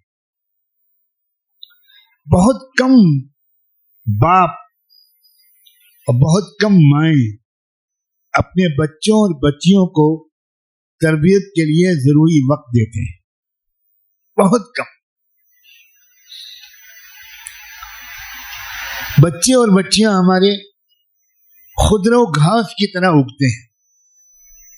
جو گھاس خود سے اگتی ہے وہ ایک جنگل بناتی ہے, اور جس گھاس پر مالی کی کینچی لگتی ہے وہ ایک شاندار چمن بنتا ہے. ہمارے گھر میں چمن ہونا چاہیے. کم سے کم ہفتے میں ایک دن ہم 2-3 گھنٹے اپنے بچوں کے پاس بیٹھیں, چاہے جتنے مشغول لوگ ہوں. ہم مہینے میں 1 دن 2 دن کچھ ایسے مقرر کر لیں کہ اپنے بچوں کو ہم کوئی ٹاسک دیں. بچوں یہ چھوٹی سی کتاب تم کو دے رہے ہیں, کہانی کی کتاب ہے, قصے کی کتاب ہے, نبیوں کے واقعات, صحابہ کے واقعات, صلاح الدین ایوبی کا تذکرہ, نور الدین زنگی کا تذکرہ, کس نے مسجد اقصی کو آزاد کرایا تھا, کیا زندگی تھی اس کی. بچوں کے دلوں میں بلند تمنائیں بچپن سے پیدا ہونی چاہیے. ہمارے یہاں بالکل نل ہے, بالکل زیرو ہے. اور رحمت دو عالم صلی اللہ علیہ وآلہ وسلم سے محبت کا اظہار کسی کو چڑھانے کے لیے نہیں ہونا چاہیے.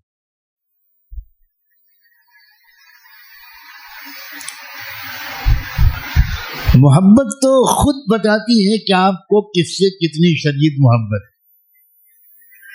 آپ اپنے دیواروں پر پوسٹر لگاتے ہیں کہ آئی لو مائی وائف, مجھے اپنی بیوی سے بہت محبت ہے. وہ تو آپ کی گھر کی آبادی بتا رہی ہے کتنی محبت ہے.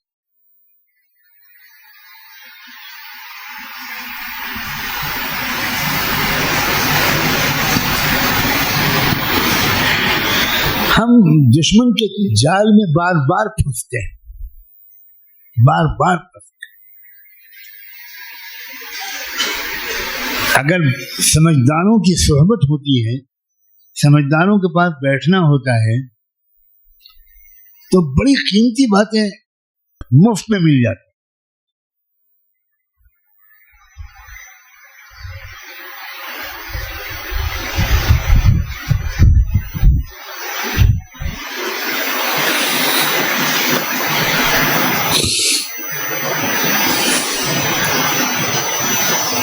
ہمیں اچھی طرح یاد رکھنا چاہیے کہ ہمارے ملک میں جو مظلوم عوام ہیں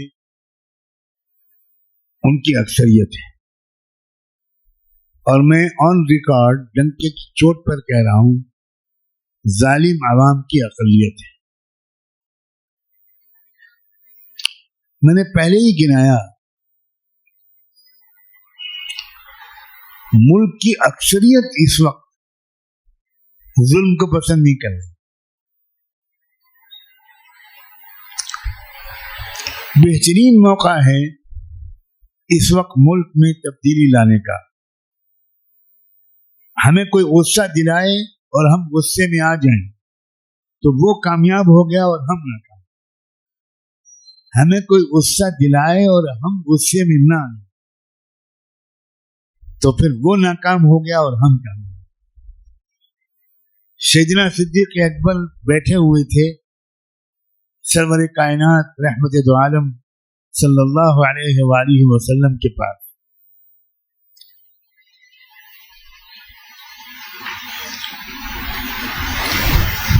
اور کسی نے گالیاں دینی شروع کی, مغلظات بکنے شروع.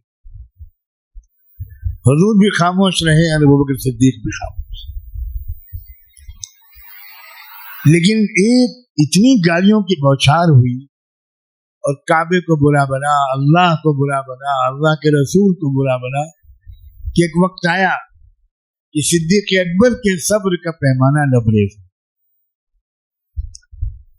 اب میں سمجھتا ہوں اس میں اللہ کی بڑی حکمت تھی.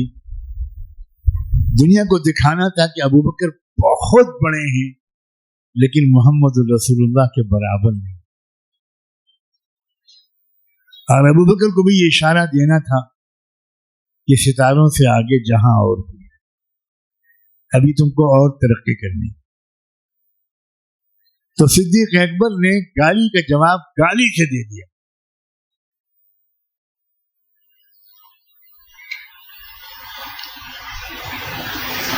اللہ کے رسول نے کیا تبصرہ کیا؟ بھائی آپ لوگ اگر بات کرنا چاہتے ہیں تو باہر چلے جائیں. یہ جو پیچھے بیٹھے باتیں کر رہے ہیں تو ان تک پیغام پہنچائیے. اگر آپ لوگ بات کر رہے ہیں تو باہر جائیے. یہ سخت توہین ہے. آپ لوگوں سے کہہ رہا ہوں تو کرسی پہ بیٹھے ہوئے کوئی بھی میڈیا والے غور سے سنیے بات کو. کیا رپورٹنگ کریں گے اگر آپ جب سنیں گے نہیں میں اس کی اجازت کسی کو نہیں دیا. بالکل غلط بات.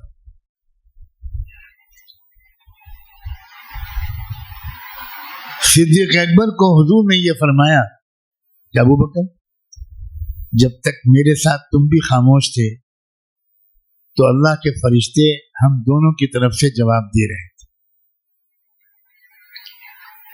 اور فرشتوں کا جواب انقلاب لاتا ہے, تبدیلی لاتا ہے, خالی زبانی جواب نہیں ہوتا. اس کی میں تفصیل بیان نہیں کر پاؤں. لیکن جب تم نے جواب دے دیا تو فرشتے خاموش ہو گئے. کیا سکھایا اللہ نے؟ کیا ابوبکر صدیق کو بزدلی سکھائی؟ کیوں, کیا جواب؟ بزدلی سکھائی یا سمجھداری سکھائی؟ جب ابوبکر بیٹھے محمد رسول اللہ کے پاس تب ان کو وہ سمجھداری سیکھنے کا موقع ملا. اگر وہ اپنے بڑے کے پاس نہ بیٹھے ہوتے تو وہ سمجھتے کہ میں نے بہت بڑا کام کیا, بہت سمجھداری کا کام کیا. تو خدا کے بندو اپنے بڑوں کے پاس بیٹھنے کی عادت ڈالو. سال میں 1-2 بار سفر کرنے کی عادت. کوئی ٹرین خالی نہیں ہے, سیٹ نہیں ملتی, کوئی بس خالی نہیں ہے, کوئی فلائٹ خالی نہیں. لوگ اپنے دنیاوی اغراض کے لیے سفر کر رہے ہیں, مگر کبھی کوشش کیجئے کہ اسٹیشن پر جائیے چھٹی کے دن اور ٹرینوں پر نظر ڈالیے. کسی ایک ایسے بندے کو تلاش کیجئے جو اپنی تربیت کے لیے کسی سمجھدار کے پاس جا رہا. نہیں ملے گا. میں دیندار بننے کی بات نہیں کہہ رہا ہوں, میں سمجھدار بننے.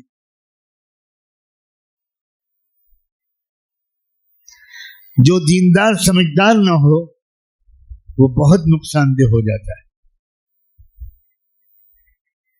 الرحمن علم القرآن. حضرت مولانا الیاس ہماری جو بات شروع میں نقل کی تھی وہی آخر میں پھر یاد دلاتا ہوں. وہ کہا کرتے تھے علم جو ہے وہ حال کے امر کو جاننا اس وقت اللہ کی مجھ سے منشا کیا ہے، اس وقت اللہ تعالیٰ مجھ سے کیا چاہتے ہیں.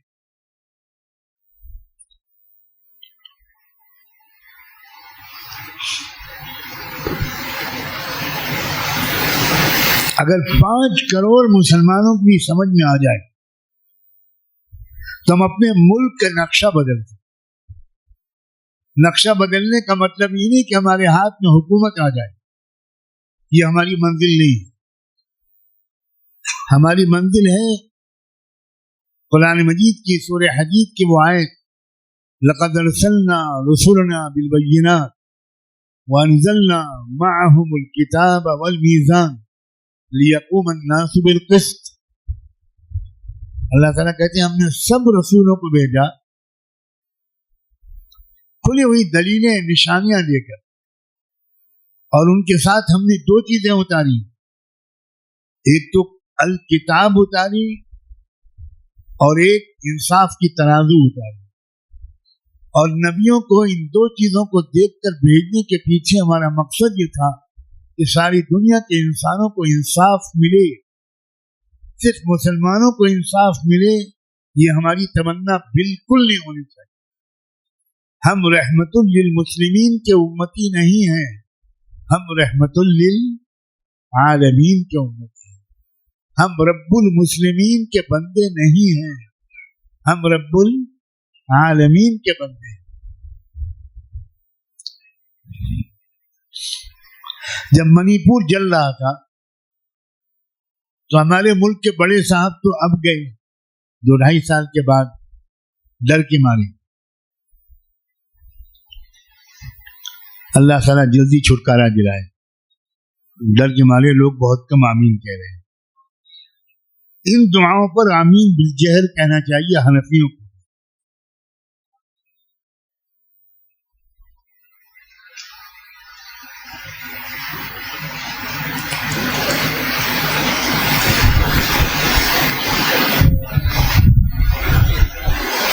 جب ان پڑھ لوگ حکمراں ہوں گے تو کیا ہوگا؟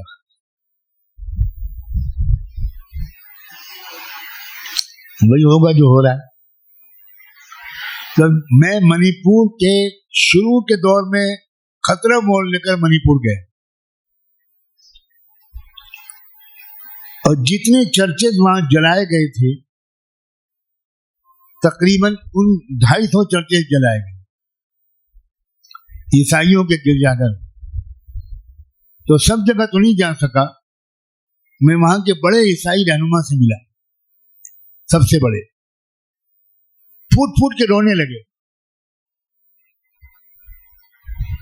اور کہنے لگے میں ایسا کرتا ہوں کہ 8-10 چرچوں میں نے تو آپ کو خود لے کے چلتا ہوں، اور وہ لوگ جو ان کے گھر والے مار ڈالے گئے، جلا دیے گئے، ان کے ساتھ آپ کی ایک میٹنگ کرا دی. اور وہ 2 لڑکیاں جن کو بالکل بے لباس کر کے ننگا کر کے ان کے ویڈیو بنائے گئے تھے،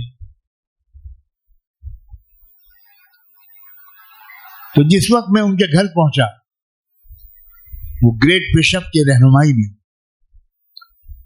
تو وہ لڑکیاں یہ دیکھ کر کہ ایک مسلمان مولانا آئے ہیں پھوٹ پھوٹ کے رونے لگی، اور گھر کے اندر بھاگ کے گئی ہیں، دوپٹہ لائی اور حجاب سر پر ڈھک لیا. پوری کہانی سنائی کہ ان کے ساتھ کیا ہوا.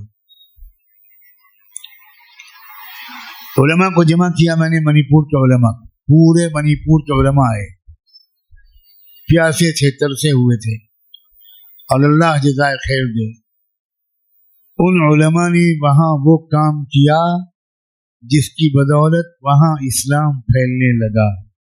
اس لیے گئے تھے جناب. سمجھ میں آئی بات؟ جناب جو تشریف لے گئے تھے وہ اس لیے گئے تھے کہ نفرت کی آگ پھر سے بھڑکائیں، ورنہ محبت فاتح عالم ہو جائے. ابھی لوگوں کے ذہن میں نہیں آتا. یہ نبوی ذہن نہیں ہے بھائی. ہم وارث نبوت ہیں، اس درد کے حامل ہیں. ہماری ذمہ داری ہے کہ اس ملک میں مہنگائی نہ بڑھے، اس ملک کے مزدوروں پر وہ ظلم نہ ہو، اس ملک کے کسانوں پر وہ ظلم نہ ہو، اس ملک کے سکھوں اور عیسائیوں پر بھی وہ ظلم نہ ہو، اس ملک کی عورتیں اتنی غیر محفوظ نہ رہیں، اس ملک کے نوجوان غلط راستے پر نہ چلیں، اور مسلمان معاشرہ ایک نمونے کا معاشرہ بن کر اس ملک کے سامنے چمکے، اخلاق کے لحاظ سے، ایمانداری کے لحاظ سے، وقت کی پابندی کے لحاظ سے، وعدہ پورا کرنے کے لحاظ سے، ڈسپلن کے لحاظ سے۔ میں آپ سب لوگوں سے گزارش کرتا ہوں کہ دیکھیے تبدیلی میں دیر کیوں ہو رہی ہے؟ تبدیلی کی شدید خواہش ابھر رہی ہے، اس کے باوجود دیر اس لیے ہو رہی ہے کہ کوئی ماڈل سامنے نہیں ہے، کوئی نمونہ سامنے نہیں۔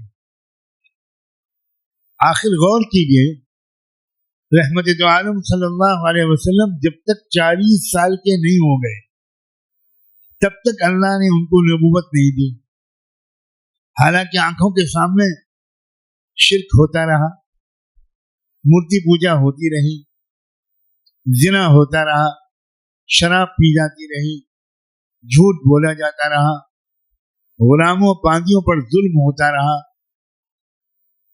لیکن ایک خداوندی سسٹم ہے کہ معاشرے میں تبدیلی کی تمنا اور آرزو ذرا پک جائے، لوگ ذرا فیڈ اپ ہو جائیں، لوگ ذرا تنگ آ جائیں، لوگ سمجھنے لگیں کہ بھائی اس قائد کے پیچھے چلیں گے تو ہماری دنیا بھی سنورے گی اور بعد والی دنیا بھی سنورے گی۔ تو یہ جو وقت ہوتا ہے جب کہ لوگوں میں تبدیلی کی آرزو ہوتی ہے، ان کی سمجھ میں نہیں آتا کہ تبدیلی لائیں کیسے، وہ مختلف تجربے کرتے ہیں لیکن کامیاب نہیں ہو پاتے۔ یہ وقت ہے جب کہ خاتم النبیین محمد الرسول اللہ صلی اللہ علیہ وسلم کو ٹھیک سے پہچانا جائے، قرآن کو گہرائی سے سمجھا جائے، ایک زندہ رہنمائی کی کتاب کے طور پر قرآن کو سمجھا جائے اور ملک کے عوام کے سامنے رکھا جائے۔ میں اپنے مالک کا شکر ادا کرتا ہوں کہ مجھے بڑی تعداد میں برادران وطن سے بات کرنے کا موقع ملتا ہے، بہت بڑی بڑی تعداد میں بھی، چھوٹی چھوٹی تعداد میں بھی۔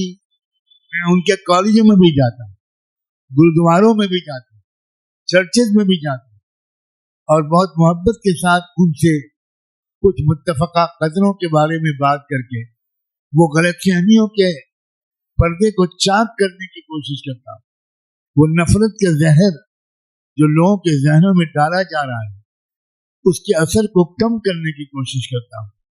آپ سب کی صلاحیتیں مجھ سے زیادہ ہیں، اللہ کے واسطے کسی نہ کسی ایسے شخص کو تلاش کیجیے جو قرآن و سنت کی روشنی میں امت مسلمہ میں حکمت اور ہمت کا سبق پڑھا رہا ہو، اخلاق کی تربیت دے رہا ہو، روحانی تربیت دے رہا ہوں، سیاسی شعور بیدار کر رہا ہوں، دنیا اور آخرت دونوں جگہ کامیاب ہونے کا طریقہ سکھا رہا ہوں۔ ہمارے نوجوانوں میں بہت خیر ہے لیکن نوجوانوں کو سنبھالنے والوں کی کمی ہے، محبت سے ان سے بات کرنے والوں کی کمی ہے، ڈانٹ ٹپٹ کرنے والے بہت ہیں۔ ہم جب منبر پر کھڑے ہوتے ہیں تو ایسا لگتا ہے کہ ہم چوتھے پانچویں آسمان پر چل گئے، اور بس یہی کسر رہتی ہے کہ سامنے کے 10-20 لوگوں کو گوزے مارتے ہیں، ڈانٹ ڈانٹ کی تقریریں کرتے ہیں۔ میں کہا کرتا ہوں امت مسلمہ کا دل دکھانے کے لیے دشمن ہی بہت ہیں، ہم بھی اپنے نوجوانوں کا دل دکھائیں، یہ کہاں کی سمجھداری ہے۔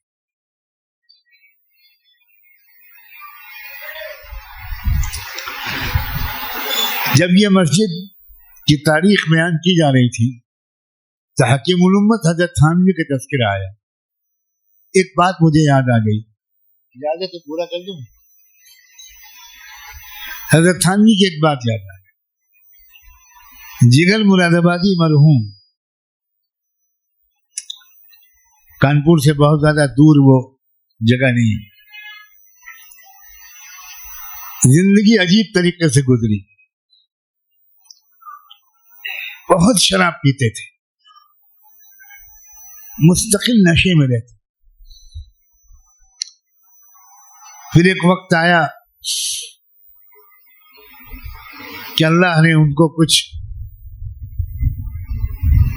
سوچ سمجھ کر زندگی کا رخ بدلنے کی توفیق دی. میرے والد کا اللہ ان کو جزائے خیر دے, جگر مرحوم کی زندگی میں تبدیلی لانے کے سلسلے میں بڑا ہاتھ. بہت لمبی مدت تک جگر مرحوم والد صاحب کے گھر پر بریلی میں, میری پیدائش سے پہلے کا واقعہ, مقیم رہے. اور ایک وقت آیا کہ جگر مراد آبادی مرحوم کو یہ تلاش ہوئی کہ مجھے کسی مرد دانا کے ہاتھ میں اپنا دامن دے دینا چاہیے, یا مرد دانا کے دامن میں اپنا ہاتھ دے دینا چاہیے. حضرت والد صاحب نے مشورہ کیا حضرت تھانوی کا, تو جگر صاحب نے کہا کہ میں شراب کم تو بہت کر چکا ہوں لیکن چھوڑی نہیں. میں کیسے تھانہ بھون کی خانقاہ جاؤں جبکہ میں شراب کے بغیر ایک دن بھی نہیں رہ سکتا. حضرت والد صاحب نے تھانہ بھون کا سفر کیا غالباً, یا خط لکھا اور حضرت سے پوری کہانی سنائی کہ جگر صاحب حاضر ہونا چاہتے ہیں مگر پرانی عادت کم تو ہو گئی, یہ چھٹی نہیں ہے. تو حضرت تھانوی نے عجیب جواب دیا. حضرت تھانوی نے کہا کس نے ان سے کہا ہے کہ یہ شرط ہے؟ وہ آئیں اور اپنی شراب لے کر آئیں. بس اتنا ان سے کہہ دیجیے گا کہ مسجد اور خانقاہ میں نہ رکھیں, کسی اور جگہ پر رکھیں, اور جب خواہش زور کرے تو تنہائی میں جا کر پی لیں. والد صاحب نے یہی جواب دیا. تو جگر صاحب نے کہا بس مجھے لے چلی. جگر صاحب اپنی شراب کی بوتل لے کر گئے. سنو, کاش کہ ہم نے بھی اپنے نوجوانوں سے محبت کی.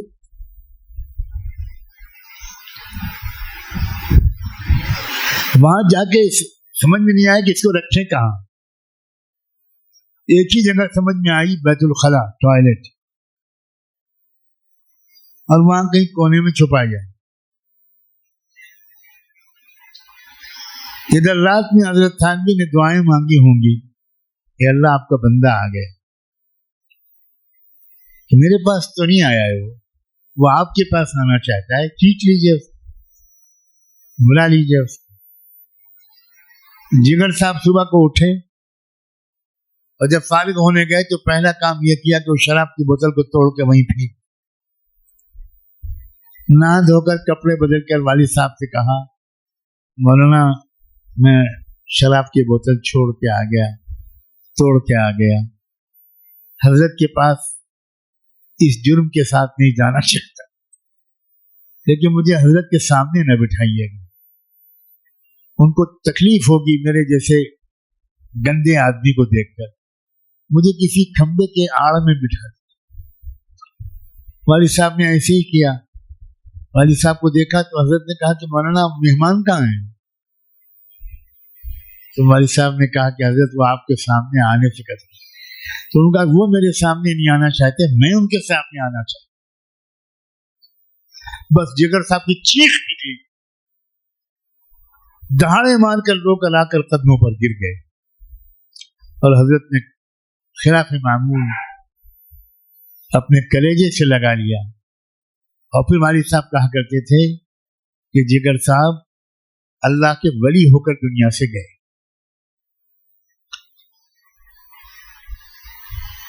اللہ کرے ہم اپنی نیکی کے غرور میں مبتلا نہ ہو. ہم سب خطا کار و گنہگار،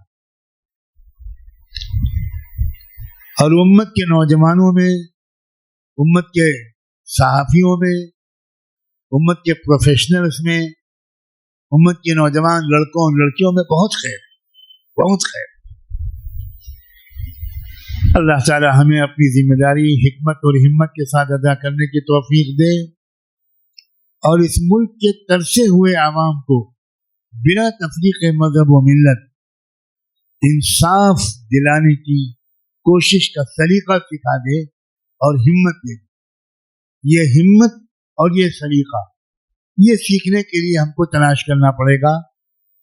ڈھونڈیں ہم کہاں سے ہم کو یہ ہمت اور سلیقہ سیکھنا مل سکتا ہے، وہاں جائیں. ہم صرف بلانے پر ہم اصرار نہ کریں، صرف بلانے کو کافی نہ سمجھیں. ہمارے اکابر جو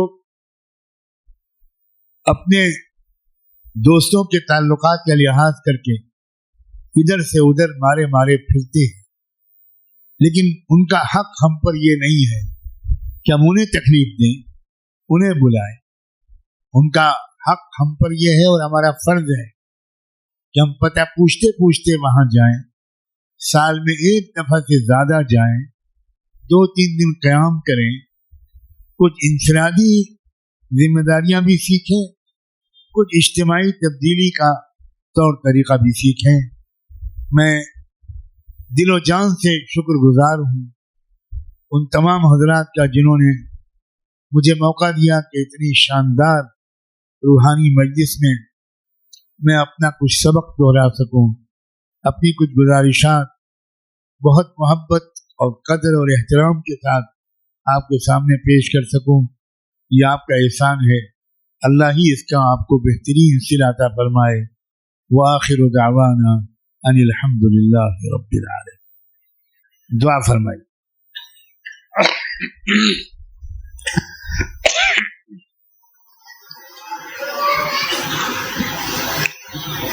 سبحان اللہ وبحمدہ، سبحانک اللہم وبحمدک، نشہد ان لا الہ الا انت، نستغفرک ونتوب الیک، نستغفرک ونتوب الیک، نستغفرک ونتوب الیک. اللہم صل علی سیدنا محمد وعلی آل سیدنا محمد وبارک وسلم. اللہ، ہم آپ کے بندے آپ کے حضور میں حاضر ہیں، خطا کار ہیں، قصوروار ہیں، سیاہ کار ہیں، شرمندہ ہیں. زندگی کا کافی حصہ ہم نے ضائع کر دیا. وہ کام کیے جو نہیں کرنے چاہیے تھے، وہ کام نہیں کیے جو بہت کرنے چاہیے تھے. اے اللہ ہمیں معاف فرما دے، معاف فرما دے، معاف فرما دے. اے اللہ ہمیں قرآن کی گہری سمجھ نصیب. اے اللہ رسول اللہ صلی اللہ علیہ وسلم سے عاشقانہ تعلق نصیب فرما. ان کی شخصیت اور رہبری کو آنکھوں سے لگا کر اس کے ایک ایک لفظ پر عمل کرنے کی توفیق نصیب. انفرادی نیکیاں بھی عطا فرما، اجتماعی نیکیاں بھی عطا فرما. انفرادی نیکیاں بھی عطا فرما، اجتماعی نیکیاں بھی عطا فرما. اپنی اصلاح کے لیے اے اللہ اپنے نیک بندوں، علم اور ذکر والے بندوں سے بھرپور فائدہ اٹھانے کی توفیق عطا فرما. اے اللہ ہم کو طالب بنا دیجیے، اس بے طلبی اور بے نیازی سے چھٹکارا عطا فرما. اے اللہ اس مجمع میں یقیناً ایسے کئی بندے ہوں گے جن کو آپ محبت کی نظر سے دیکھتے ہوں گے، جن کی آمین آپ کو پسند ہوگی. اے اللہ ان کے آمین کے طفیل ہم سب کی دعاؤں کو قبول فرما، ہم سب کی دعاؤں کو قبول فرما. ایک بار ہمیں رحمت کی نظر سے دیکھ لیجیے، ایک بار اے اللہ صرف ایک بار ہمیں رحمت کی نگاہ سے دیکھ لیجیے. آپ کا کچھ نہیں بگڑے گا، ہمارا کام بن جائے گا، ہمارا کام بن جائے گا. اے اللہ ہر عالم کو عالم ربانی بنا. اے اللہ مزاج شریعت پر عمل کرنے والا بنا، حدود شریعت کو امت کے عوام میں زندہ کرنے والا بنا. ایک آخری التجا یہ ہے اللہ ہم سب کے نام لے کر رحمت دو عالم صلی اللہ علیہ وآلہ وسلم کی خدمت اقدس میں ہم سب کی طرف سے درود و سلام بھجوا دیجیے، ان پر اور ان کی آل پر، اہل بیت پر، صحابہ اور صحابیات پر، ازواج مطہرات پر، ذریت طیبہ پر اور ان کے نقش قدم پر چلنے والے تمام صالحین و صالحات پر اور انہی کے راستے پر جینے اور مرنے کی توفیق عطا فرما۔ وصلی اللہ تعالی علی خیر خلقہ سیدنا محمد وعلى آلہ وصحبہ اجمعین برحمتک یا ارحم الراحمین۔